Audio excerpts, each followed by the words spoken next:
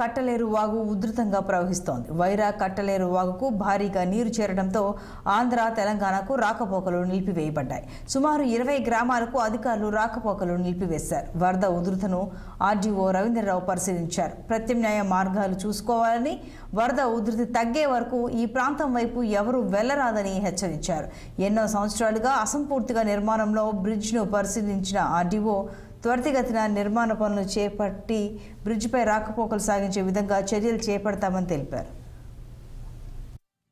ఈరోజు మనం దాములూరు కట్లేరు వాగు దగ్గరికి వచ్చాము. ఇది వైరా నుంచి కనెక్షన్ ఉంది. దీనికి ఇది మన నందిగామ మండలం, వీరులపాడు మండలం మధ్యలో కరెక్ట్గా ఉంది. ఇది ఇక్కడ యువతల దాములూరు, అవతల పల్లంపల్లి, ఈ రెండు వీరులపాడు తర్వాత కొంత భాగం తెలంగాణ కూడా వెళ్ళే రాకపోకలు కూడా దీని మీద సాగిస్తున్నారు. అయితే ఈ పైన వర్షం బాగా పడుతుండతోటే ఈ రివర్కి కట్లేరుకి బాగా వరద వచ్చింది.